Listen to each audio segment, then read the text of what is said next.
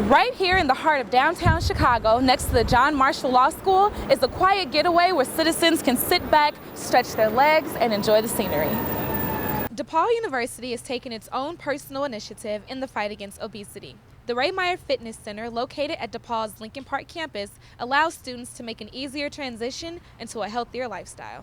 Statistics show that heroin users can get access to heroin for only $10 a fix. Where does this addiction start? Right here in their own medicine cabinets. Thanks, Larry. I'm here outside of the Resource Management Corporation where just a little after 4 a.m. a call was made reporting the discovery of an infant body. Now, they were able to identify the body as a baby boy who had his umbilical cord wrapped around his neck. They traced the delivery all the way back to Advanced Disposal, which is another disposal firm. The autopsy is supposed to be performed tomorrow at the Cook County Medical Examiner's office. That's all the information we have as of right now. Here from Chicago Heights, I'm Tayler Hall for WGN News. Many parents tell me that they want to prepare healthy food for their kids, but there aren't any supermarkets where they can find fresh produce in their area.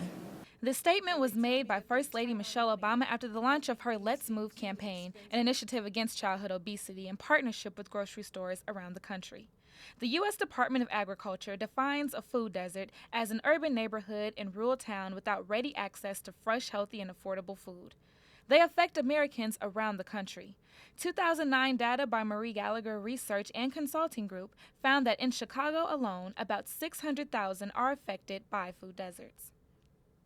I think it's more of a societal issue, and I think it's something that definitely has racism mixed in with it, definitely has just geographical location, of course. It's not a problem of having the resources, it's where we want to put those resources, I think.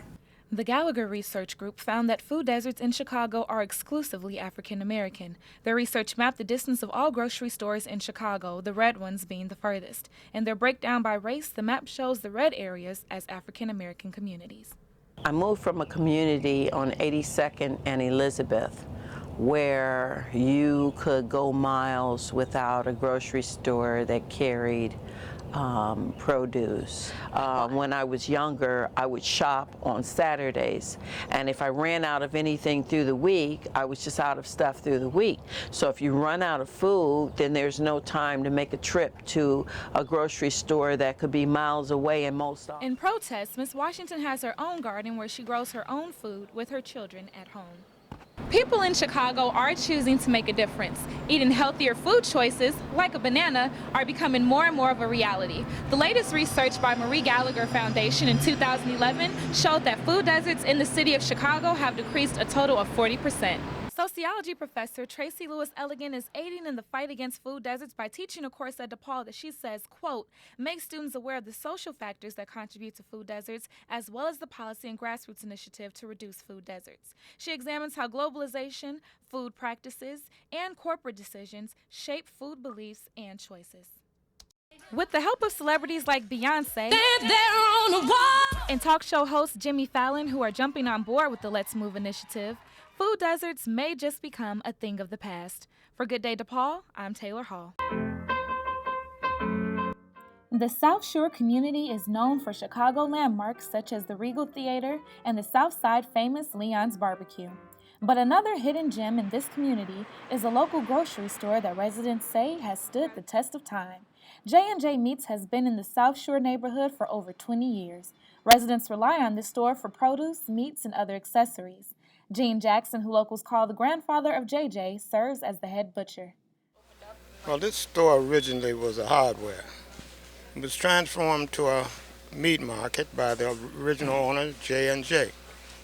This was around about 1984. Took a lot of hard work to put it in condition and put it in order, but we made it. Since its early warehouse days, the store has become a one-stop shop for residents, providing things such as canned goods, dairy products, cereal, and even dog food. The head manager, Steve Alma, says the change has had positive effects for the store and its customers. Right, I just like trying to make it more convenient for the customers, you know, having everything they need so they don't have to travel all the way out. One of the things I do like about it is that their meat, you know, you can see the meat and have them. You don't have that at most of the grocery stores, the butchers anymore. So that's one of the things I really like. You can select what you want and have the, pick it out yourself personally. Area residents are still haunted by the gruesome images of the drive-by that occurred in 2011 outside of the store, injuring 4 people at a memorial celebration of a slain teenager who had been killed just a year before. According to a statement from ABC7, a witness said, "We were having a celebration for my man Faison. He passed away last year over gang violence. You know how it goes." Despite the community's reputation of gang violence and financial issues, the business has found a way to keep the ball rolling by sponsoring local football teams and finding a way to make every customer count. For Good Day DePaul, I'm Tayler Hall.